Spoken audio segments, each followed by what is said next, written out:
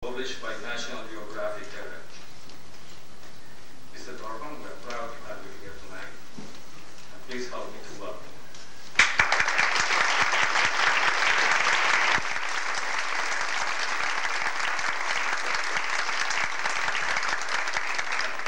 Thank you so much for that introduction. Very excited. I'm going to get some water.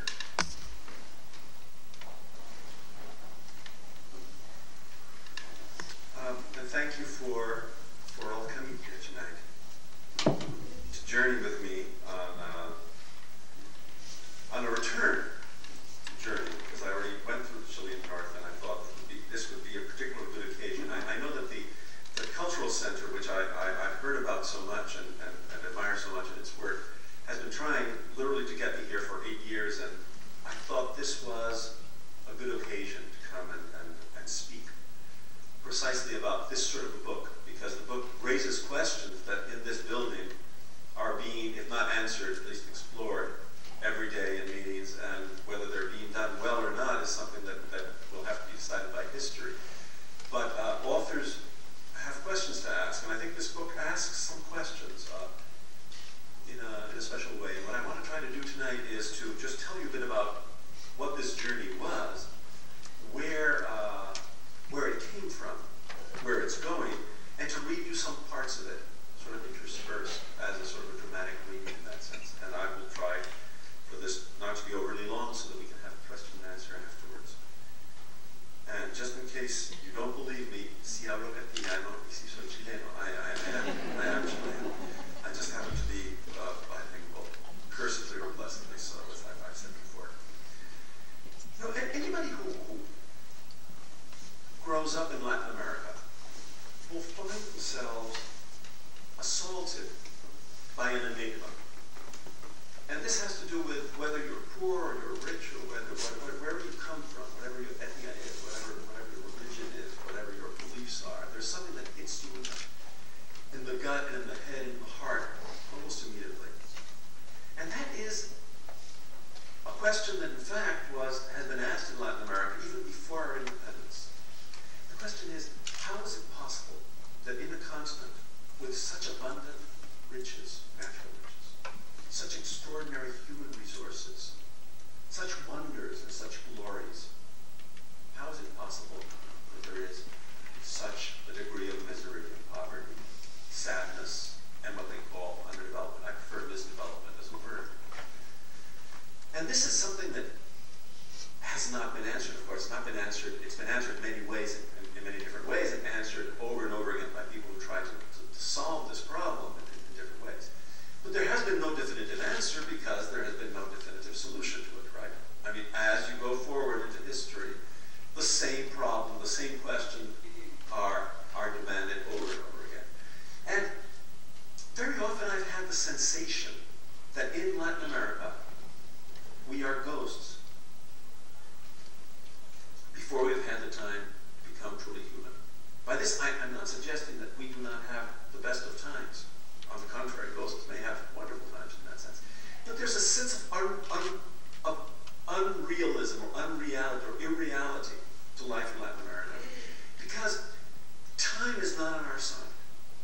Time is always controlled by somebody else, generally from outside the country. That's the impression that we have, that we do not control our own destinies as much as we should. As if somehow we are living out a script written by somebody else in some other ways. The script is never the way it's written by other people either, because we also ad-lib our own lines constantly. But there is that sense of ghosthood, let's say. And in order to answer this question, we always go back to the past and we look at our origins.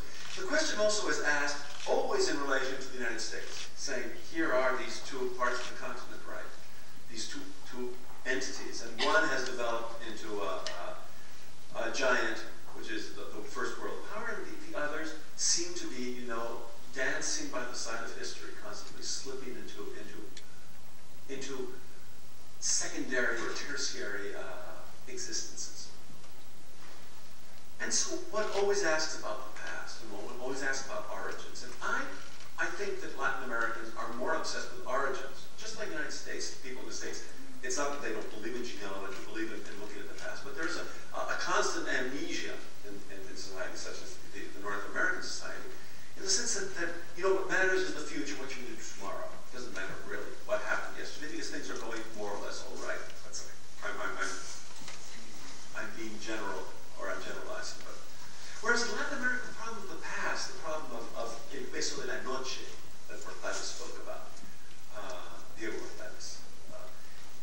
there's something from the past that is weighing down upon us.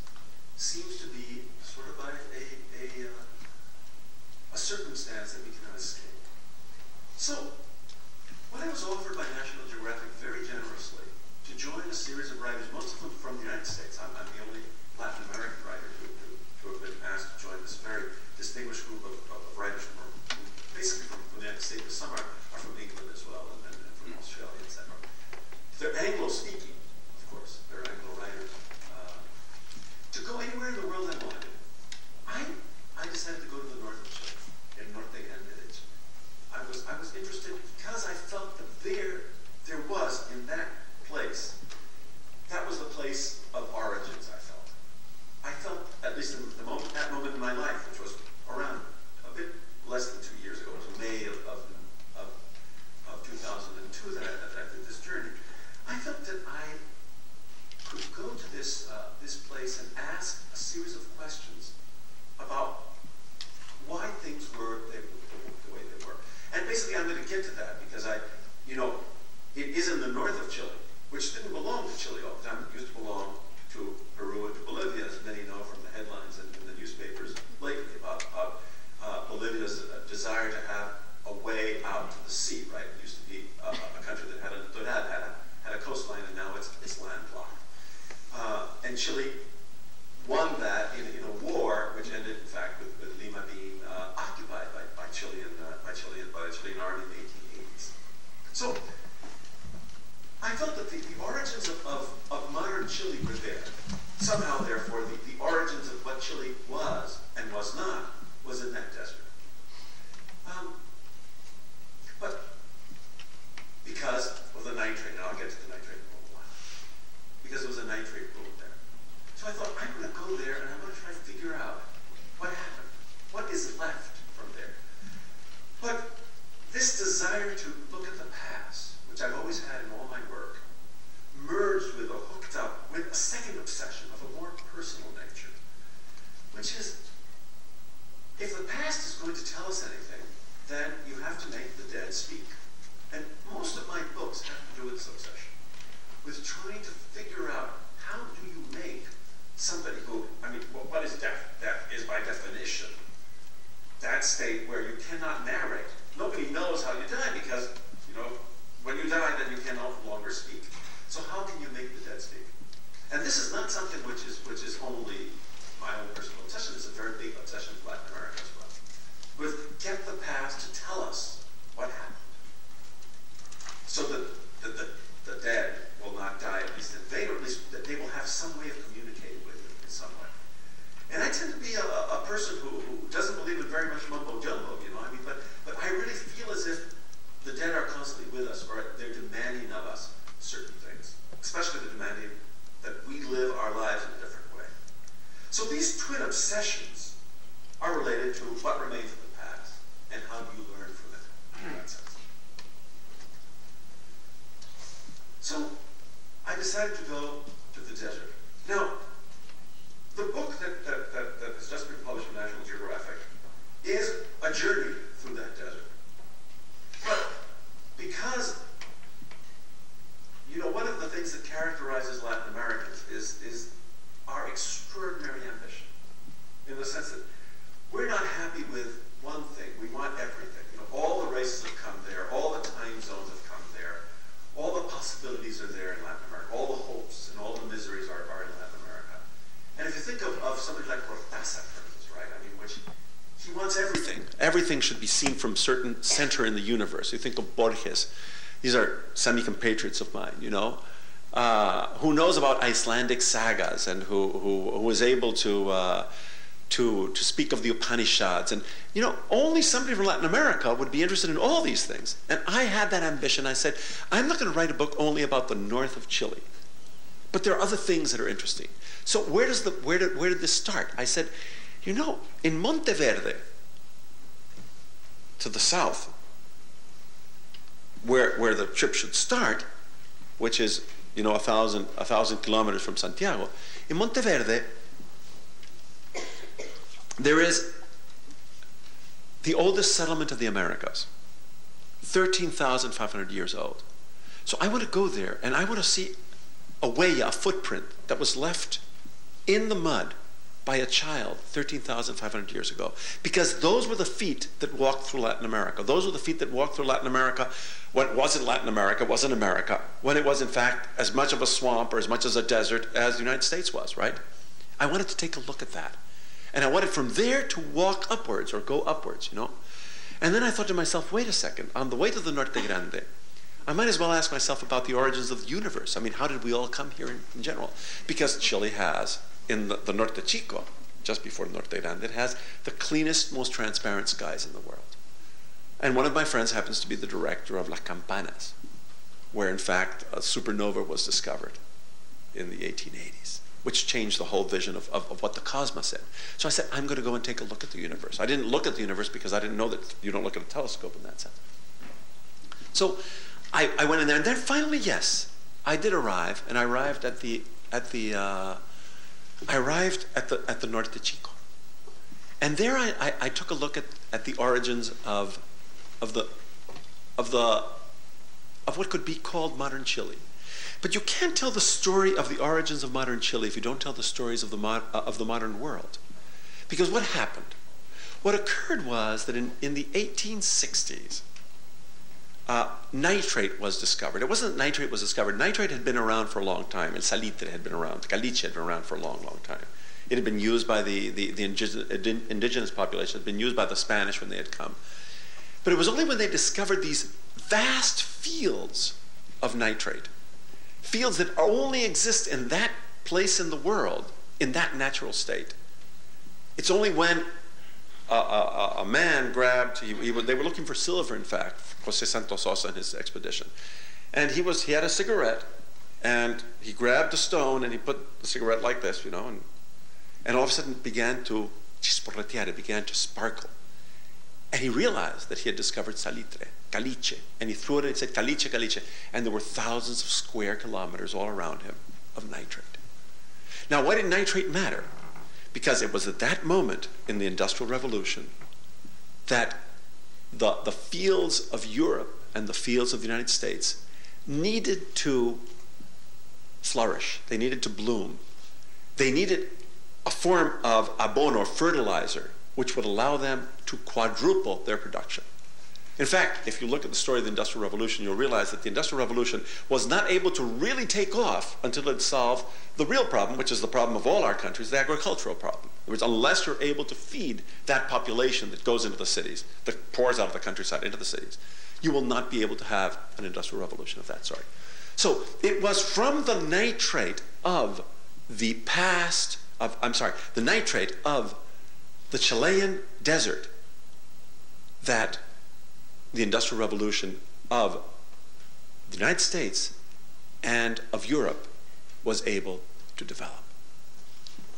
The interesting thing then was for me to go and take a look at what had happened, right? And what had happened was, let me just read a little part of this, which is when I arrived at the first of these places. Somewhere in the desert of Atacama, I am standing in the middle of what used to be Oficina Alemania, a nitrate town where thousands of workers toiled at hammering caliche and pulverizing it and boiling it until it released its treasure of white gold.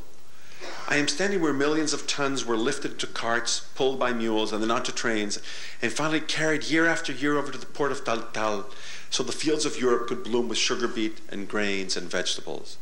I am standing in front of a small monolith with a statue of a human figure on top representing the Pampino, who harvested this desert as if it were a field of green and not a crust of hard granite rock.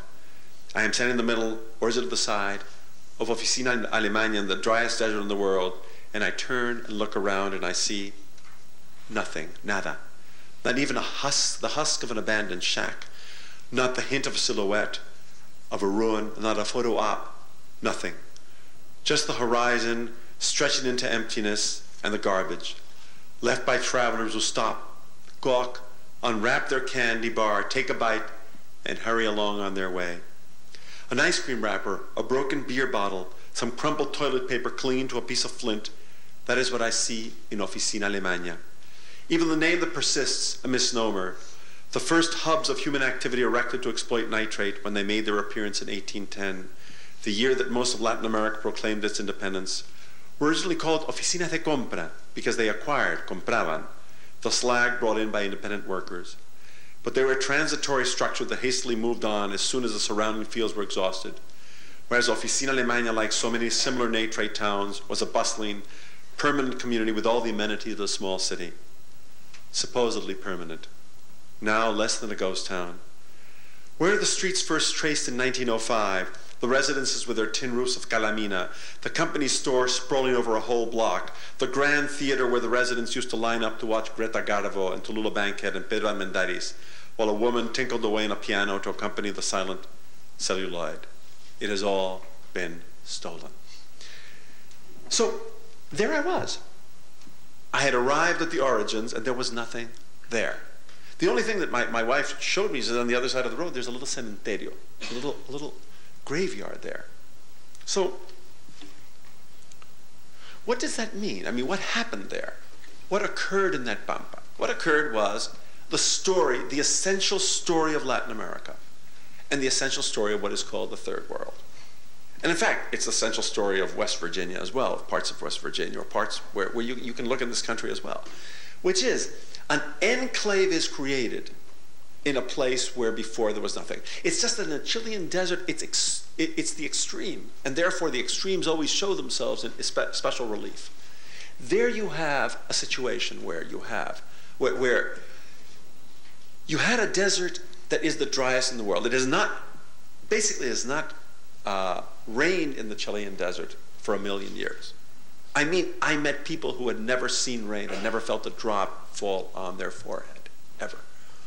It is the driest place in the planet, the most inmisericordia, the most pitiless in that sense. It is a place, therefore, not suitable for the inhabitation, even a residence by a scorpion, let alone people. And what happened in that desert was that thousands of ships came, hundreds of thousands of workers came, millions of pounds, basically, I'm speaking pounds because of sterling, pounds sterling came. They came from England particularly, but they also came from Germany and from France and some from the United States, to invest in these places, and in places where there was hardly a bug underneath a rock, they created cities. 300 towns at least, of 3,000 to 5,000 to 10,000 inhabitants. Out of nothingness, right? And then, what happened? What happened was that, it's very strange, I didn't choose Oficina Alemana to start this off. It happened to be the first place that I saw, oh, well, here it is, let's go and let's take a look at what's left. It turns out that in the First World War, because nitrate, the Chilean nitrate, could no longer be taken, and it was taken by hundreds of ships. In other words, these ports, where there used to be just 100 Chango Indians, you know, looking for shellfish, had 100 sail ships, enormous sail ships, 4 or 5 times as large as this room.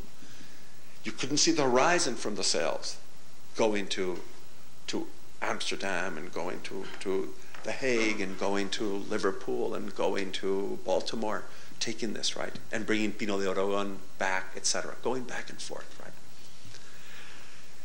What happened was that because the Germans could not get this nitrate, they created synthetic nitrate, made petroleum-based, and therefore they created a much cheaper way of fertilizing, creating a fertilizer, and what had been a boom became a bust.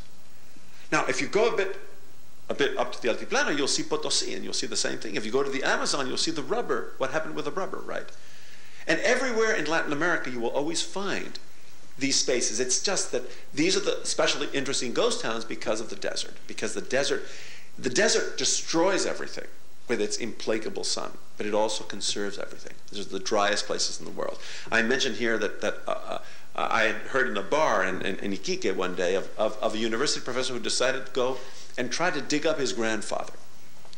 And he went to dig up his grandfather. I mean, you know, he said, I know more or less where it is, where the graveyard is. He dug it up. But of course there were no crosses, there were no names on there. But how did he know it was his grandfather? Because it looked just like him. Because it was conserved, it was kept, preservado, right? So he said, le hice unos cariños. I did, I caressed the old man a bit and brought him back to be buried in Iquique. So that was the desert. Now, what happens is that the capitals leave, the money leaves, but the people remain. The people who went to the Norte, and they came from all over. This is one of the first multicultural global societies in the world. They came from Croatia. I know they came from Croatia because it turns out that the ancestors of my wife, and that's one of the things that there's a whole chapter in the book of searching for those ancestors, they also came.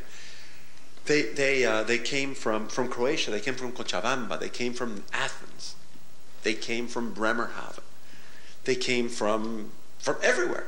They probably came from Washington, D.C. I mean, people go where there's work. And they came from the south of Chile, especially from the south of Chile. Enganchadores would come and bring them up. And what happened with them is that they thought, oh, I'll make a fortune. Me voy a hacer la América. Basically, always the idea of going to America. Me hago la América. I'm going to make a fortune and go back. Most of the people never go back. They stay there. So I wanted to explore, and I do in the book, the people who are still there. And there's the people who still remember those times and are trying to preserve, they're trying to create museums out of some of these towns, reconstruct some of these towns, keep some memory of it. Because it turns out that the strange thing that happened also was that the money that was, the incredible fortunes that were created out of this did not remain in Chile. And that's one of the curses of Latin America, right? We're so rich, but the riches rarely remain with us, rarely remain in our hands, right?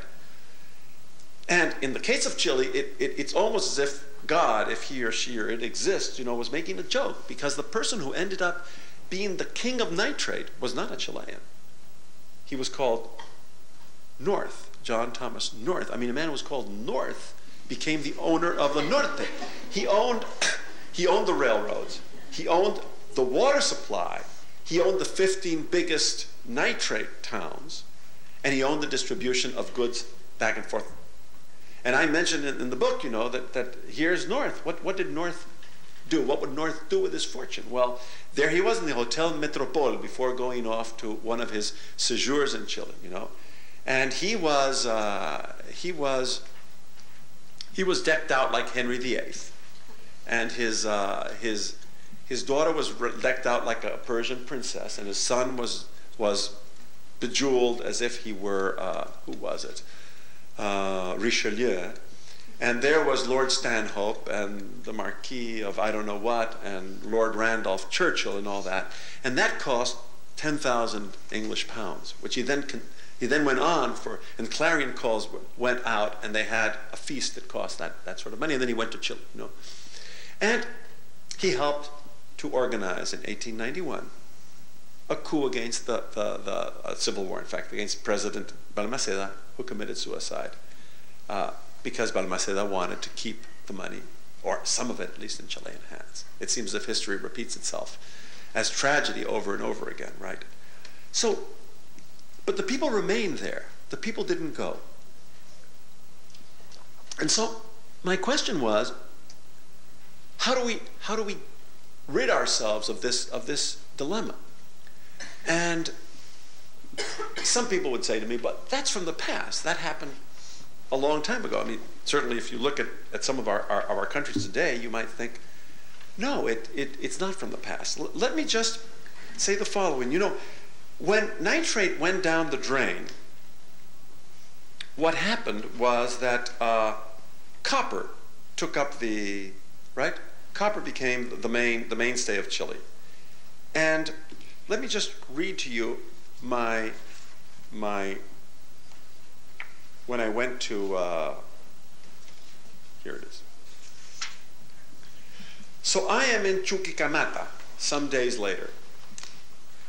And this is how that chapter opens. Remember the chapters before where Oficina Alemania, there's nothing there, right? So I'm going from the poorest, most desiccated and desecrated and forgotten place and godforsaken place of Chile, right? Where there's nothing, to this place, which is the fountain of the biggest wealth of Chile, which exports an enormous amount of copper. It's the biggest open air mine in the world. I look around the giant dining room where we are eating a scrumptious Chilean lunch, shellfish and gongro eel and perfectly chilled white wine, talking about the production of copper at the largest open-air mine pit in the world. I looked at 30, maybe 40 tables with their red tablecloths and their crisp napkins on which hundreds of thousands of meals have been served. First to the Americans who owned this mine, and since 1971 to the Chileans who nationalized it and took it over. I looked past the adept waiters and the desserts and cake being lavished in the diners at other tables, out onto the looming mountain outside that will soon descend upon all of this. These lush chairs that we are all sitting on, these luxurious chandeliers that hang above us. Yes, it is hard to believe that it will all soon be gone, that in 1 year's time, meaning at this very moment. This whole building with candelabra and kitchen and polished dark wooden walls and exquisite window work and the adjacent cafeteria that's serving food to 1,500 employees, I tell myself that it can't be true that this entire facility and the town itself, which stretches out on all sides with its streets, its hospital, its police station, all of it, todo, will lie beneath a colossal mound of ripio, rubble, yes. Billions of tons of refuse from the mine of Chuquicamata, the largest industrial complex in the world, will cover the very spot where Angelica and I are being hosted by the Corporación Nacional del Cobre. So, turns out that I asked my host, and I say, well, what happens when the copper runs out? Because just to explain, what happens is that the mine, like a sort of a curse, is sinking under the tunnelage of these enormous refuse that is there. They can't take it out to the desert anymore. They have to fill the one pit that is there, which is the town, right? So the town is going to be like when you have a dam, right? That you have to destroy a town in order to create a dam, right? So there you go. And this whole population is being transferred to Calama, to a nearby town. And also it's very good for the people who are there because they're being poisoned by the toxic waste that is coming out of Chuquicamata, right? Out of the copper mine and the smelting. So they have to do this. And it allows them, to keep the mine going. And to keep the mine going is very important. The copper is, in fact, at this moment going up very, very high, and it's very good for the Chilean economy in that sense. But once again, it depends primarily, Chile depends upon, just like it depended upon salitre before, it really depends upon nitrate, no matter how diversified the economy of the country has become. So I asked them, well, how can you be sure that the copper is not going to run out? How can you be sure they're not going to find something else? And they answered me what they probably answered people back in the 1890s if anybody had asked that question, which is no, it's impossible, it can't run out. But let's just say it will not run out, okay? It still doesn't answer the real question is why does Latin America constantly find itself in this situation where it produces one thing, it sends them out. In this case, at least it sends out many elaborated forms of copper, okay? And in this case, Chileans are even sending out technology to the rest of the world and copper. For those who believe, that we have no capacity for these things, I will tell you, look at Chuquicamata, look at other places. I mean, I'm very proud of that. Now, I asked one question of everybody in Chuquicamata. I said, what is going to happen to the cemetery? And nobody wanted to answer that question. The executive said, well, we'll figure out a way. And the people said, well, we won't let the cemetery go, or, it's going to be under the rubble as such. A few days later, I happened to run into the person who had been negotiating with the trade unions, the movement, because the trade unions and the copper mines are very, very powerful, because if they go on strike, they basically shut down what is el sueldo de Chile, in other words, the salary of Chile. So the capacity that they have for negotiation is very strong. It's not like the nitrate workers who used to be paid with tokens, right? And they said, if you don't like it, you can go into the desert and you can eat sand. No, the workers of the copper mines are among the strongest trade unions in the world, in fact, I would say, and have enormous benefits. So he said the following. He said, and this brings me, because the people of the bead wanted me to speak about culture. They were politics, I said, but also bring some culture into it. And here we're going towards the culture in that sense. He said, we kept on offering more and more money. Poníamos plata sobre la mesa. They kept on offering more benefits, more money, more bankrolling. And they kept on saying, no, no. And finally we realized that what they wanted was to keep the cemetery, to keep the church. And the agreement that they came to is that they were going to cover everything, but they weren't going to cover the cemetery. They were going to find a way not to cover the cemetery. And that anybody who wanted to be buried there, or any descendant of anybody who was buried there, could be buried in that cemetery until Chuquicamata continued to produce copper. They preferred that to having another basketball court, or another football stadium, or a bigger pension fund for their old age, or a better, their health care is excellent, etc. They preferred to keep the cemetery.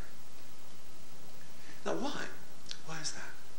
And this brings me, of course, the second enormous question that I was asking is how do you make the dead speak?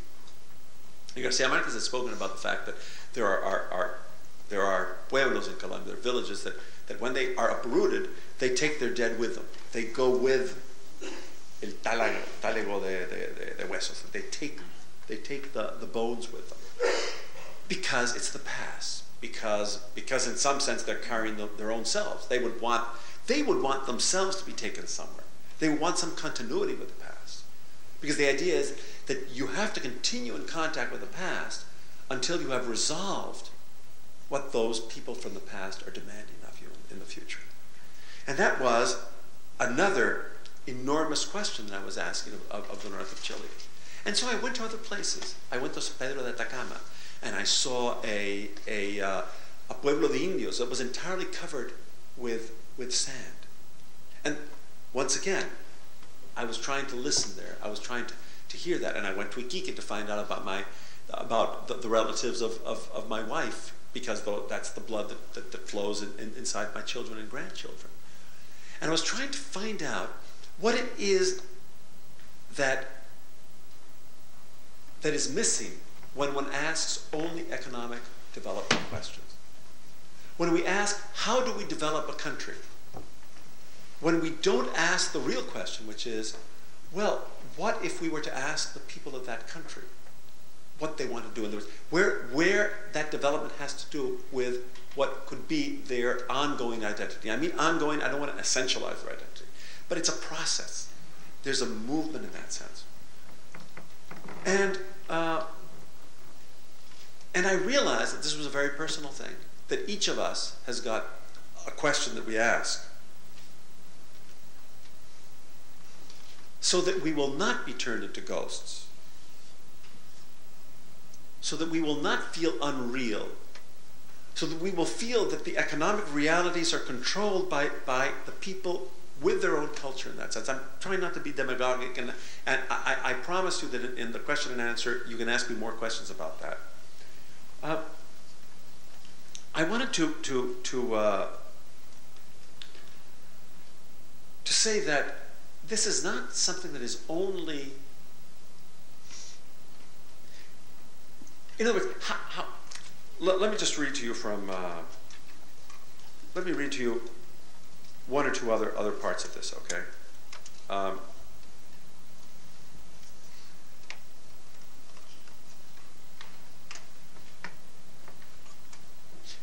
I came away from the north of Chile with the sensation that the nature of Latin America was in some sense demanding of us that we make this an inhabitable place for all of us. That it was an insult to the nature of Latin America, to its abundance, to its promise, that we should end up with the sorrows and the hunger and the frustration. That it was unfair in some sense to that plentiness or plentifulness of that nature. And I had gone. I had gone to the norte 40 years before. And there was one place that I remembered particularly. That I remembered because on the way there, in fact, at that point I was trying to be super and overly Latin American, because I had been brought up in the States, so I was trying to make believe I was more Latin American than anybody else. So I was looking for my indigenous roots. And so I decided to go up to Lake Titicaca and Machu Picchu, etc. And I ran through, I really went through the north of Chile and stopped nowhere except in a little place outside Caldera where the bus driver was hitchhiking. It was the whole summer of 1962. So I was 19 years old. He said, let's relieve ourselves here, muchachos, but also, esto es algo que tienen que ver. I think you're going to really want to see this, you know? He says, you'll never forget this. You got to see this. And there it was. I'm going to read now. There's the one place that this is the one place that left a lasting impression upon me. And there it was, under the full moon, some 40 years ago. What I would remember later, when I would try to describe to Angelica when I returned from that trip north, what had stayed with me through the years, had been a range of hollow rock formations stretching for a good kilometer, shaped by the wind into gigantic twisted skulls, phantasmagorically frozen in the moonlight. Something very ancient and strangely menacing in the white darkness. I could not, of course, repeat the experience in 2002. This time there was no moon, and it was gray and slightly drizzly. An eccentric, quirky front of bad weather was chasing us from the south. And yet the intervening years had made the place even more ominous. Since I had been here, my body had survived a coup, my mind had lived through exile and a dictatorship, my heart carried many desaparecidos inside. I braked the car and took Angelica by the hand and cautiously walked with her toward that scattered landscape of dark boulders. Almost exactly as I remembered them, strange and ghostly, carved from within as if they were screaming silently, one after the other, one after the other. Un cementerio de piedras, a cemetery of rocks, Angelica said quietly. Why had they stuck in my mind all this time, those cavernous bodies of stone that 40 years later still knew no rest? It may sound lyrical or overly intellectual, but I can't help but think that I was somehow back then anticipating the deaths of the future. Something to the threshold of that desert was speaking to me about incredible racking pain and hollowness, and time and loss, and perhaps even in some strange way, speaking also of resistance. Speaking so strongly that, in my memory, that place had always been the one essential portal to the north. And repeating 40 years later the same inconsolable mourning of the rocks, 40 years later telling Angelica and me that we would find a desert full of ruins, a past that at its most glorious might have already suspected the future of renation that lay ahead. All the dead oficinas knowing that it was just a matter of time before the desert returned to how it had always been, before paltry men had made tracks on its face and stolen its minerals and shipped them across the sea. So there was something in that desert. There was something in the very concept of the desert. And I've never loved deserts. I like trees, and that's why I went to the desert. I wanted to go to a place where there was nothing, where all the great religions were born. I think they were born, all the great monotheistic religions were born because people were so lonely in the desert. They had not even a shadow to accompany them. You know, when the sun is there, there's no shadow, there's nothing, they have a rock to hide behind. So they invented God. They invented God because they really needed him or her, but they needed him in this case, okay? So I felt that the desert, in fact, was a place where there was nothing human there, you know? And yet, there was that same day, and with this I'd like to end. I was hoping to read something else, but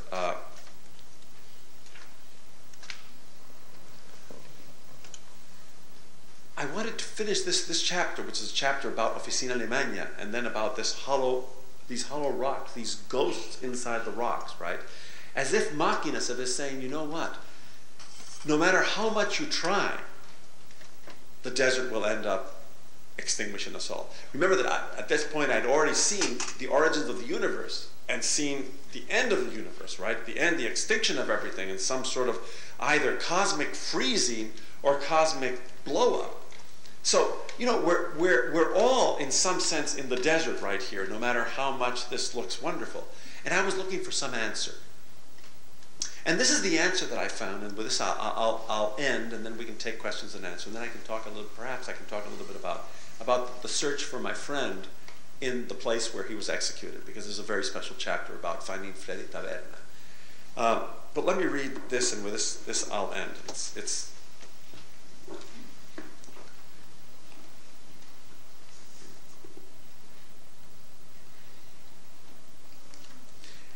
so I'm describing this desert, and it's been a long description. And un arbolito, Angelica exclaims excitedly, where the slightest surge of water appears and a tree next to it, that's where someone has built a house. The smallest of oases is giving up some verdant hope. And close by, like a dog trailing a man, garbage, the refuse that follows our humanity around even in the desert. And side roads from time to time, inevitably lizarding off to a mine, abandoned or semi-functioning or about to be revived. The only reason why anybody would want to build a pathway in the middle of these shoals of dust. And signs of the dead in the desert. Animitas. What you can find in every road in every corner of Chile, but far more noticeable here because they stand out against the stark and barren background. Just about every 6 miles or so, a pile of stones, a cross, a sort of little chalk-like sanctuary, in some cases even a miniature temple, to record where someone died violently and where it is presumed that the soul, the little soul, the animita, is still nearby, willing to intercede for the living with the gods or the Virgin or whoever commands the great beyond that can do favors for us. The small deaths and small dead that never made it into the cemeteries that begin to dot the horizon as we penetrated the salares where nitrate towns sprang up.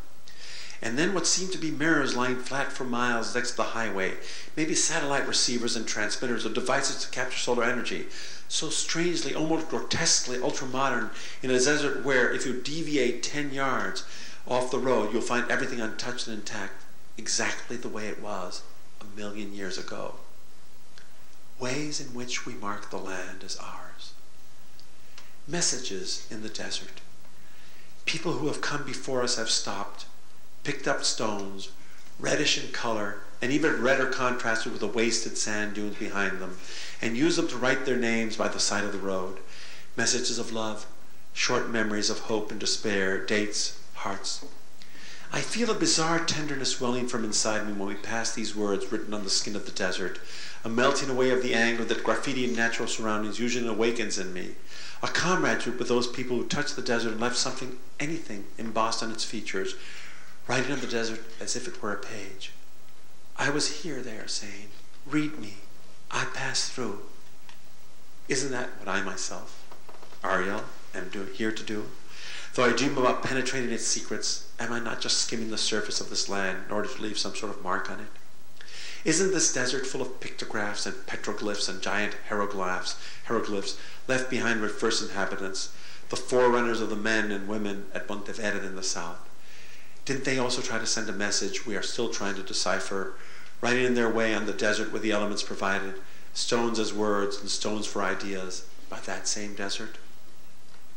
And that is why I prepare to stop now as we approach the interchange where we need to turn off the Panamericana and take the highway west that descends towards the sea in Antofagasta, 70 kilometers away, even if it is already darkened, even if we are late. Up ahead, to one side of the route, is a gigantic granite hand thrusting up from a slight mound in the desert. Yes, I did say a granite hand, or granite hand.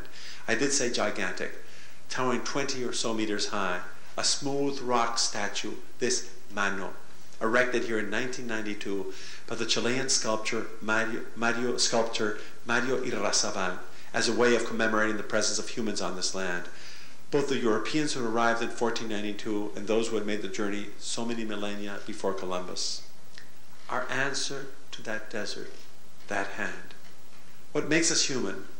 That we cannot escape the void, the nothingness, that we all want to leave something behind, a huella, a trace, but not by accident in the mud, not just a chance slip of a foot on the way to somewhere else, but deliberately, at times even brutally claiming what we found as ours. There has to be a reason why writing was born on the edge of the desert. Weren't the inhabitants of the great original civilizations in Babylon, for instance, that emerged in the river valleys, only too aware of the dangerous wastes surrounding them? Wasn't writing invented as a way of seizing a piece of land, writing in its beginnings laying down the foundation of law, but also establishing property rights, saying this piece of land is mine and not yours, and certainly not nature's, not belonging to nature. Nature writes its ownership of this earth in ways different from men. Wasn't fear of the emptiness that moved them? Fear of what the hollow rocks were telling us in those sands outside Caldera? Trying to establish some form of permanence. That is what we do, this species.